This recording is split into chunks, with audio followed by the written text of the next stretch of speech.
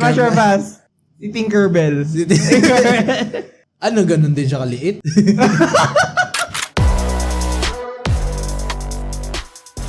Welcome back to our podcast.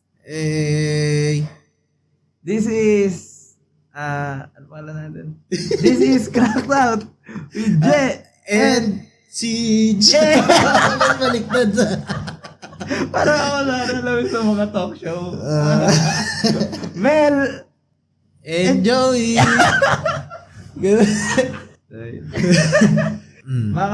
Makakapakinig kayo ng namin, ng podcast namin every Friday night, Yes, 7 p.m. Only here on Spotify. Baka siguro next week mag-announce kami ng live. Ay kaso mamaya malalaman na rin nila kung saan tayo magla-live kasi yung release na ito. Naglagay kang record nun? Hindi. Yung release release nito ito. next week. So, next week tayo magla-live. Hanapin na lang nila kung saan tayo magla-live. Bibigyan lang natin. First ever in the history of podcasting. Okay. So Yan. para simulan natin, question of The day, guys. ano question of the day natin, Je? Ito. How do you guys feel when the girls do the first move? Anong sabi ng comment section? Ito, isa. Pag ganyan, feeling ko ako si Alden Richards o Ding Dong. Actually, no? Pili mo sa... pogi mo Kanya-kanya tayong preference. Pogi mo syempre. Oo, tama. Yeah, really sexy. Really sexy. Boost na boost yung ego mo nun eh. Right. Ina. Tapos, ayan nga girls, kung isang compliment lang sa inyo na bubus na agad. Minsan nga, pilit pa yun eh. Ako pa magsasabing pogi ako. Kahit mag-rega lang, okay na. Parang pasimple kang paparinig. Ganda ng gupit ko ngayon pogi mo eh. Laking boost na agad sa confidence nun. Simpleng lang naman tayo. Mga simpleng tao lang naman tayo. Dami replies Mga mga deprived sa compliments. Ayun Ano man sabi sa comment? I find it flattering and mas naiintriga ako. So, mas marami attention na bibigay ko. Parang mas naiintriga siya na parang Ang rupok mo naman, boss. mas kung ano yung nagustuhan ng tao sa kanya. Ay, cute. Ayan, ego boost niya. Nabuboost yung yung confidence mo. Kahit mukha kang mukha kang gago. Ito may isa. Depende sa girl if type ko or interested ako. If she presses the right button, sumanda siya. Di na ako papaawat. Choosy mo. Choosy mo naman. Gwapo ka siguro. Compliment lang naman eh. Siyempre, rin naman eh. Dapat kung sino rin yung parang kumbaga, kung sino yung nag-compliment sa'yo, mas malakas yung dating. Mas attractive ka, mas nakikita mo na, ay, parang, cannot be reached. Tapos sabi niya, ay, dami mo, ginawa. Pagpangit. Thank you. Pagpangit, parang kasi, lahat talaga sasabihan mo, pogi. Ay, hindi naman. Hindi na kami Ako, hindi magwapo. Pero lang. Hindi naman pang cancel to. Bakit? Pangit lang eh. Dami naman pangit. Pangit lang eh. Sa mga pangit dyan, sorry na lang. Tawa. Feeling nyo naman, hindi kayo pangit. Di tawanan na lang natin. Hindi ka naman pangit eh. Bakit ka bakit ka tatawan? Bakit ka makakapektuhan? Hindi ka naman pangit. Kaya, hinay-hinay ka lang magsabi ng pogi. Sabi ko, dito lagi ko sinasabi ng pogi yung mga kasama ko. Baka pangit ako. Isip-isip ka na talaga. Yun na yun. Sakit siya ko.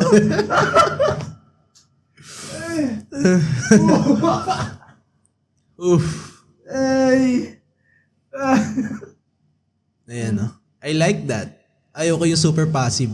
Yung parang walang ambag sa relationship. Kung ganyan ka lang din, sana nag-alaga na lang ako ng Tamagotchi.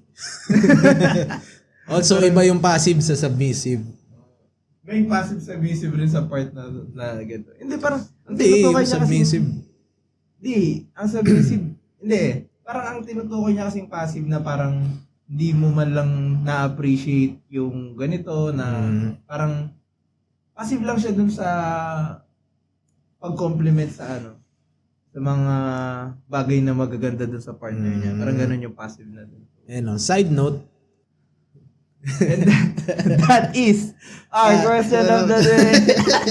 ay, yun nga pala. That is our question of the day. Para sa ating sex storya. Galing kay username deleted. Virgin guy hooked up for the first time and became a dad. Yun yung title. Ano? Virgin First time. Virgin guy hooked up for the first time.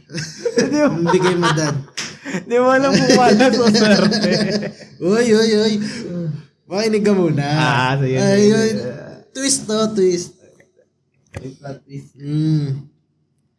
This happened a few years ago. I was 26. Medyo nakakahiya for a guy like me to admit that I'm a virgin. Bukod sa conservative family, di rin naman kasi ako guwapings type. Sakto lang, di rin fit, borderline dad bod to chubby. Whatever you wanna call it. Uso noon yung Tinder. By that time, I live alone na and working. Talagang libog na ako for sex. Kahit wag na muna magjowa, basta makatikim lang ng tunay na babae. Kasi puro peking babae na. For 26 years. Cut the long story short, I matched with a beautiful lady whose profile says she's 28. We chat for a bit and parehas kami naghanap ng sex lang. Not really a lifetime partner. I asked her to come over dahil I live alone. I have a nice place, big nice bed. Pero she insisted na sa place na lang niya. Okay. Sabi niya, she's not allowed to travel far. Medyo malayo nga kasi I'm from Cavite and she's from Makati. Layo nga. Umayag ako na ako na lang punta sa kanya, gabi na rin. Ayoko naman siya ilagay sa unsafe position. Mabait ka. Sa chat pa lang, umamin na ako na virgin ako at walang experience. I was shocked na okay lang sa kanya, so I seized the opportunity. Parang yun yung mga minsan hook nila na parang pag sinabi mong virgin ka tas gay ka, parang nagliliwanag yung yung mata Ito yung Yung ba yun? Mas gusto ba mo ba yun? Ewan ko. Pero at his age, 26, 26, tas medyo rare naman na na ganung age ka na tapos, diba, wala ka pa masyadong experience. Ito yung twist. I arrived at her house and to my surprise, yet she is the exact beautiful woman I matched on Tinder, but she's got a big bump. Big? Ha? She's almost 7 months pregnant. Okay.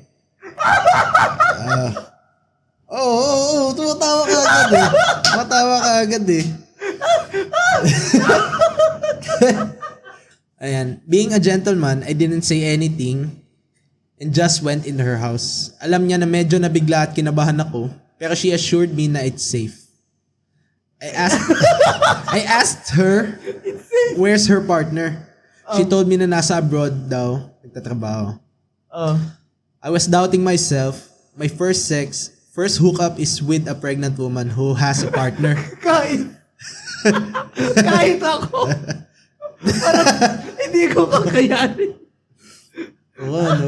26 as first mo. Tinimbang niya yun bago siya tumungtong sa sa unang step ng bahay nila. Ang layo ng biyahe niya naman kasi. Iniisip niya, Unang sex ko. Makati, pupunta ka. Arbonte. Imus Cavite. Isip niya, makakaskar ako ngayon. O another years na. Another years na naman. Score naman. Kaso, di pa tapos yung first game. Okay. Di pa tapos yung first game. Score na. Masyado tayo. Ayan. The night went 1,000% magical. She guided me kung anong gusto niya gawin ko. Sobrang passionate at gentle ng sex namin. Gentle na lang dapat talaga. Baka magkabukol yung Kasi baka may maistorbo. Tutulog pa eh. Meron kang kapitbahay sa loob. Ayun lang, haba pa nang... Natutulog ako dito. Haba pa nang mabasahin ko. I don't... Bagay na bagay sa akin na di pwede pang rough dahil wala pa akong experience. Kaya okay lang. Gentle lang. Reasonable. Kahit ako yun kung rough agad yun. Parang buntis ulit. Yun na yun. Tsaka malay mo, hindi mo pa natatry yung normal, na doon ka na agad sa extremes.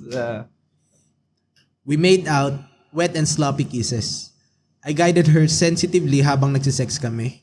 But a lot of times, she opted to go on top para controlled niya yung baby. Okay, ganun. I guided her sensitively. Pag tumataas. Ang galing niya, ang galing niya. Okay. I keep itching her nipples. Sometimes may milk pang lumalabas while she rubs her belly. She sucked my dick like there's no tomorrow. Very good. We had 3 rounds. Tain naman. 3 rounds nga. And I ended it with a cream pie. Wow. Okay. Kasi nga safe naman talaga. Safe talaga.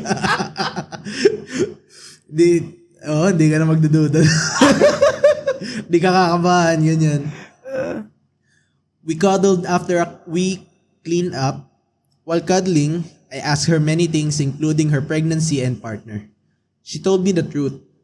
Yung nasa abroad na guy isn't her partner. It was a hookup too, tapos she was ghosted after she revealed she's pregnant. Ay, kupal. Single mom. Kupal yung partner. Tinanong ko bakit mag-isa lang siya sa bahay at dapat need niya ng katulong to take care of the baby. Nahihiya daw siya umamin sa parents niya sa Batangas na nabuntis siya ng stranger, so she kept it a secret at di na siya umuwi. Damn. I went home the next morning thinking about things. The next day, I went back to her house. Pagbukas niya ng pinto, I kissed her. I told her I wanna know her more. She smiled and laughed and even cried. It's been 4 years now. Her parents knew that what happened because I helped her open up. Damn. We've been married for 2 years and the baby carries my name. I'm raising her daughter like my own.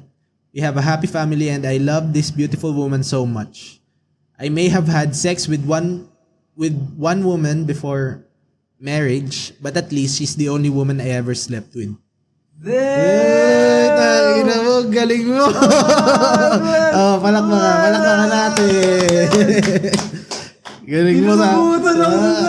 Sabi sa'yo ganda nga nung twist Happy ending man! Happy ending! Ayun guys, yun yung title. Virgin guy hooked up for the first time and became a dad.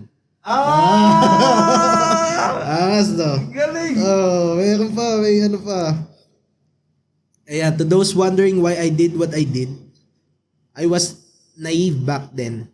Never had a girlfriend, never had anything intimate. In my mind, feeling ko may obligasyon ako sa kanya after letting me fuck her. Aaminin ko, may halong awa yung pagbalik ko sa kanya dahil sa sitwasyon niya. Pero siguro may... Ano to? Ang basa dito? May libog. My naivety turned out for the better kasi I had the sense of responsibility na ayaw ko mang iwan sa ere. Ayaw ko mang ghost, nor I do know how. At Okay. Alam niya naman kung paano mag-ghost. Ayaw niya lang. At ayaw ko makonsensya. While on our dating phase, I learned to really love her. Nakilala ko pa siya ng maigi. While on our dating phase, I learned to really love her. Nakilala ko pa siya ng maigi while we take care of her daughter. Who is my daughter now. At least. I always thought love is ideal. Love is constant. But in this process, I learned that love develops through time. Di ako na in love sa kanya nung binalikan ko siya. I was just shooting my shot. I fell in love midway through our dating phase. Hanggang ngayon, I'm still wondering, what if hindi ako bumalik, malamang I'm still jerking off alone in my apartment. So I guess I made the right decision. Damn, grabe yung ano. Grabe yung happy ending. Sobrang swerte ng girl. Sobrang swerte ng girl. Pero, di rin natin alam kasi baka swerte rin naman yung guy. Swerte talaga yung guy. At least nakasundo niya yung Kasi nung una naawa lang daw siya eh. Tapos eventually nung tinry nila mag-date. Alam mo yung gusto mong tulungan, tapos no, may mga ganyan ako eventually kilala.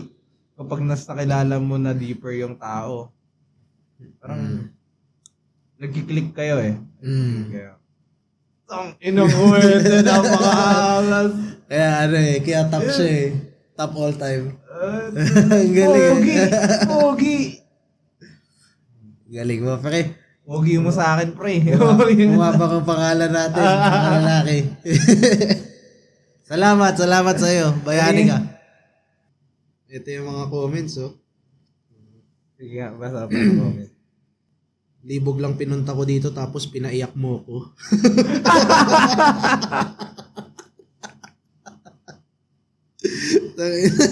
Galing ah. Tangina pre. Sexy yung hinahanap. Kaya nga, nakahanap ka ng happy ending mo. Ano ba sabi sa comment? Di ka lang tinuruan mag-sex. Tinuruan ka pa magmahal. Ang galing. Hanap siya ng Ay, ito talaga. Ang dami ko dapat jokes dun sa sa baga. Oo ka eh. Kaya sabi ko, wait lang. Kasi nabasa ko na kanina. Parang lahat ng mga pinagsasabi ko, kinain ko eh. We got that in the first half. Not gonna lie. Yung first half, as in, yung first half, na na-intriga ka eh. Yung second half, putangin na kinilig ka eh. Galing eh. Hindi, pero congrats sa'yo, pre. Hirap din naman yung ganun. Swerte niya din, tayo na, first try. First try yun na agad yung loves niya. Pero lang din eh, medyo may something lang kasi hindi niya gusto nung una naawa lang rin siya. Oo. Parang ang feel ko sa ganun, ang purpose niya lang sa ganun talaga magsisimula yun eh. Parang ang purpose niya lang talaga, mawala yung virginity card niya eh. Iba yung natagpuan niya. Iba yung hinahanap niya. Natawa ako, tinitimbang niya sa simula.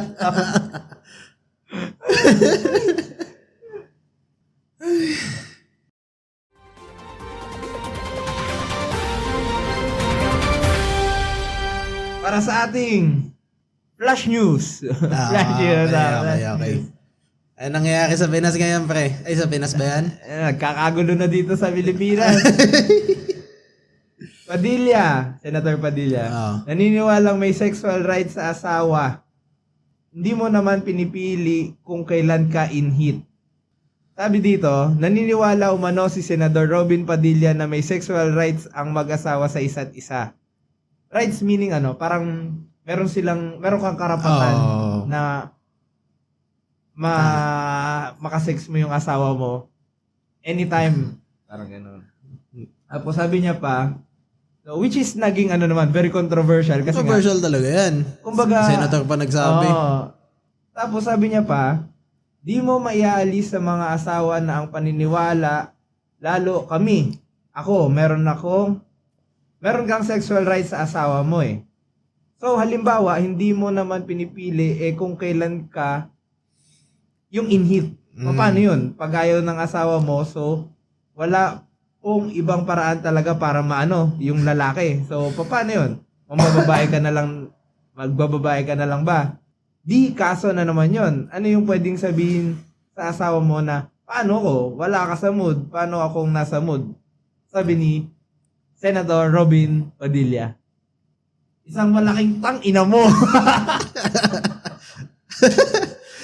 Parang, Feel ko kasi iniisip niya talaga niyan. Sa perspective niya lang as lalaki.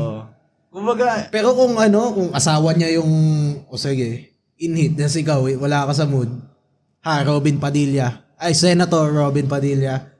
very selfish. Kumbaga, tsaka walang karespeto dun sa asawa mo parang, 'di ba? Respect nakakainis na lang. Nanalo intrusive thoughts niya. Ay, Senator naman ako, banggitin ko nga to. Alam mo Alam ko lahat, iniisip natin to. Kala mo lang nagkikwentuhan lang sa inuman. Yung pagsasalita niya, paano ako? Parang, excuse me, Madam Chairman. Let me address the elephant in the room. Actually, yung mga kung ako, nalilibugan ako eh. May right ako sa asawa ko eh. Parang napagkasunduan na yun nung kinasal eh. Na dibs ako din. I had dibs. Like yung sa dati kasi, parang old times na parang you bow down to your husband. Parang gano'n. Medyo yun yung patriarchal yung yun yung lumang paniniwala ng mga matatanda dati. Siyempre, modern times na. Modern times na. Nagtatrabaho na nga din mga babae. Tinatry natin i-push yung parang ako, mas gusto ko nga din yun eh. Yung nag-work yung partner ko eh. Very naman, tawag dito. Very logical naman na at least dalawa yung income, gano'n. And that is our balitang ina.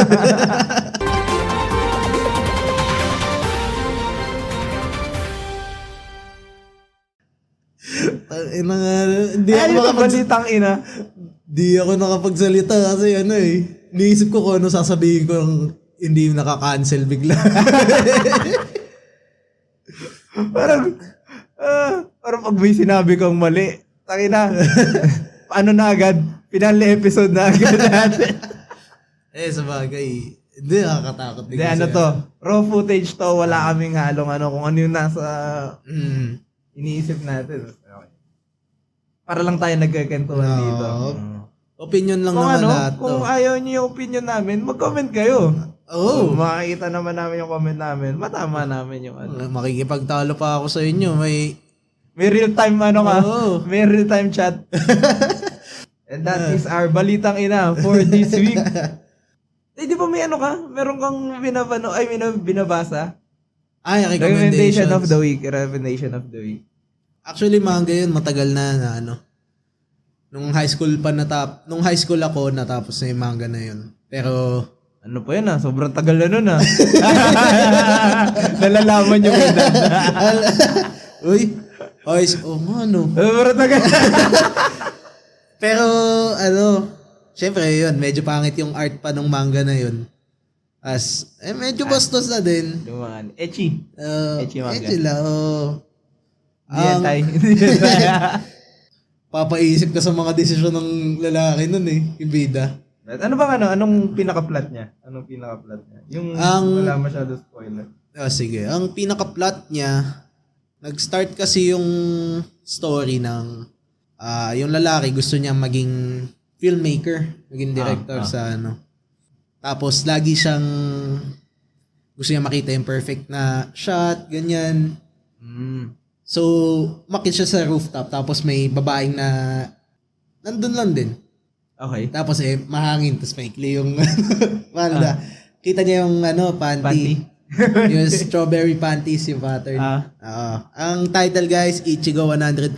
Ichigo is strawberry. Yung ibig sabihin nun. Strawberry biscuit. Tapos kasi may nakilala pa siyang, hindi, nagtanong-tanong siya. Kung sino ba yung nakita niyang babaeng yun. Tanong-tanong siya sa school. Ina-assume na lahat yung pinakamaganda nga daw. Kasi dinescribe niya, maganda eh. Pinakamaganda sa school. Tapos nag-confess siya dun sa pinakamaganda. Tapos habang nag-confess siya, nung sinagot siya nung pinakamaganda. Kaya. Tapos, Naging hindi, nakita. sila? Nakita niya dumaan yung babae. Tapos, nakita niya yung panty. Oo, nakita niya ulit yung panty. So, mali siya nang pinag-confessan. Mali siya noon na. Tapos doon na nag-ikot na nag-iikot. Yes. Yeah, maganda yung... Ano ang title? Medyo harem siya, para pipili siya sa dulo na Ichigo 100%. Ichigo 100%. Ano lang yan, high school life, tas slice of life. Ay, medyo bastos, pero hindi naman na ako nagbabasa para sa bastos eh. Doon sa yung sa mga kilig parts. Oo, kilig parts na lang ako. Tito na ako eh. Gantong edad, kilig-kilig na lang. At para sa ating paboritong segment of the week, ang ating Roleta ng Kapalaran.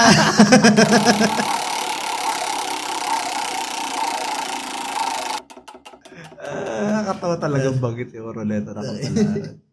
Ang mechanics natin is papaikutin natin ang ating roleta. Tapos kung anong topic ang matapat, yun ang magiging segment natin for this week. Paikutin mo na ang roleta ng Kapalaran!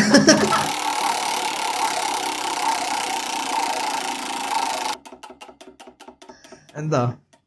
Smash! Or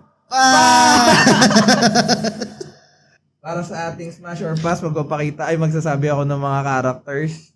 Random characters lang, tapos sasabihin mo lang kung smash or pass. Napakasimple lang mechanics. Ako lang sasagot o pati ikaw? Ako din. Sige. Para sa ating candidate, number 1. Okay. Yan. Si Officer Judy Hobbs. Magitin mo kung saan kasi nga wala Si silang Officer picture. Judy Hobbs ng Zootopia. Zootopia. At yun ako, may picture ka? Meron na picture pa rin. Ayan. Gagal, laki ng mata. Ganun mo yung mga trip mo. Oo, di ako hilig sa chinito eh. Ayun pa rin. Alam, full body. Smash or pass? Smash ako dyan? Smash ako dyan? Smash ako. Ikaw ba? Smash. Parang bait pa tignan. Nick Wild. Nick Wild. Ito, para sa ating candidate number 2. Mukhang mabait yun eh. Tas Si Tinkerbell. Smash or pass? Tinkerbell from Peter Pan. Ano, ganun din siya kaliit? Oo. Ganun rin siya kalit. Alam kong maliit yung akin, pero ano pa din yun. Kung sa kanya siguro, no? Ganun pa kaliit yun. Siguro. Sandangkal? Oo, sandangkal. May sandangkal si Tinkerbell. Wow, ako dyan. Di ba nakakamatay yun? Dead by snooze, no? Lampas na. So, maliit din naman Ay, akin. may pixie dust. Ay, glitters ka. Alam, may limad ka. Pero pati haya. Paano kaya? Ang hirap kasi naawa ako eh. Kasi yung size. Oo, naawa ako eh. Pre, pixie dust. Pixie dust. Di ako, pass ako. Parang di kaya ng konsensya ko, mamamatay si Tinkerbell. Smash ka? May pixie dust. Sige, pag gano'n, kwento mo lang sa akin. Ay, lilipad ka. Oo, lilipad ka ba? Kaso, nakakapit na lang. Oo, ano mo? Hindi Hindi ko naawa kay Tinkerbell. Ito, sabi na pa ng isa. Si Human Shrek. Si Human Shrek. Akala mo ka babae. Patingin niya. Smash or pass? Human Shrek. Hindi, tayo, inclusive tayo. Wait lang. Ay, kung... Kahit majority, alam mo ba, majority ng listeners natin, lalaki. Sabagay. Parang... Human Shrek. Human Shrek, pre. Pogi, no? Gago, yung may bulba sa kakas, oh. Kumano ka ba, mahilig ka ba dun sa mga bear type? Mga bear type. Hindi, makakasa. Hindi ba, hindi ba rin yung mga bear type? Feel ko nakakakiliti yun eh. Pero, Tapos, looks looks wise, pass din ako. Mas ka. Wala. Hindi siya Ayoko din naman yung kay Prince Charming, pero sa ganyang Ayun mo yan, Zac Efron? yung Kawa Zac Efron. Hindi, yung Zac Efron ngayon, grabe na yung Iba na yung itsura niya, yung batang Zac Efron. Prime Zac Efron. Baywatch. Anong laki ng katawan nila, no? Ang Ikaw, smash or pass dyan? Pass tayo. Pass tayo, Shrek. Takot din ako. Ikaw daw titira. Ang tagal mo sumagot, Pag abo mo tinitira, ginajakol mo. Ayoko yun. Hindi ka. Kaya hindi ako nag-doktor guys Kasi, Ano kinalaman nun? hawak ka ng Kasi edits ng ibang magtutuli ka. magtutuli. Hindi ka talaga pwede doktor. May mali siya sa'yo eh. Tsaka mga bata yung tinutuli Gago ka, hindi. Ayan! Cancelled. Hindi ako mahilig sa bata. PDF file. Tutusin nga, gusto ko mas matanda sa akin Ibang mga muscle mommies. Muscle mommies. Nani Pelaki. Yung sa atin ni Lilo. Smash! May makita ko mga pictures. Smash! Ang bilis Alam ko yung grabe bewak niyan Ay! Grabe bewak niyan sa... Smash agad yan. Ala! Thick thighs. Take ties, save lives. Impossible. Smash din yan. Smash. Yun na. Smash. Impossible. Call me, beep me. If you wanna reach me. Gaganda mo ka nakuha mo Eto. Gusto mong balikan Si Fairy Godmother from Shrek.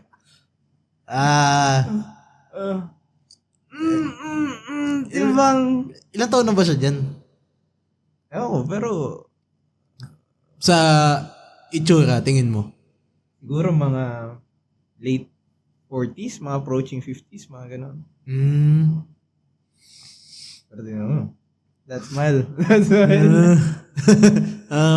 Performer! Ay, gusto ko! Sabi niya, at first I was afraid. I was petrified. Nakita niyo yung ginawa ni Jet. Smash ako dyan.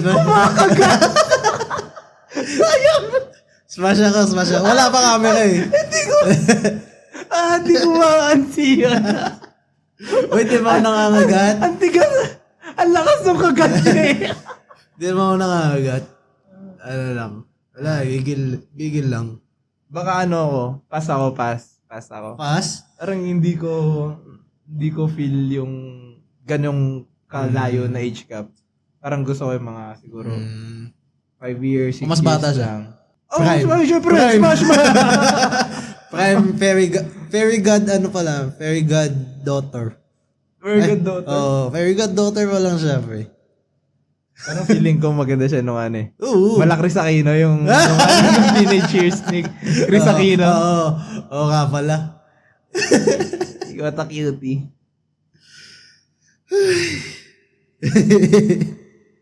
At ang panghuli. Panghuli, sino yan? Sandy Chicks from Bikini Bottom. Sinira mo kasi pangalan yan eh. Pero sa bagay, nung bata ako. Hindi, kasi isipin mo. Babae to, tapos nakabikini. Tapos may mga ano sila. Malay mo pa, Oo. di ba? Kasi bata ka, nanonood ka, inisip mo. Bumisita si SpongeBob sa sa treehouse niya. Tapos, bikini to ah. what is this sensation?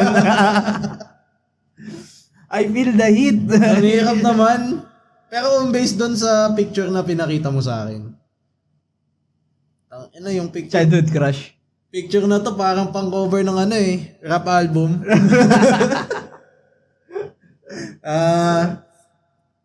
Smash ako dyan. Kung yun yung picture na yun Tapos Kasi yung picture. ikaw. Pas ako. Pas? Pas ako kay Sandy Chicks. Kahit ganyan. Parang hindi ko kaya. Ina mo, kala ko kampi tayo. Alam mo, Ina mo yan. Mali. Liwan mo ko sa Ay, parang hindi ko kaya. Hindi ko kaya mo ganyan. Ba yan? Ano lang kami, friends. And that is it for our episode of the week. Hey, have a happy weekend, guys. See you next week. Next week na ulit. We are Huh?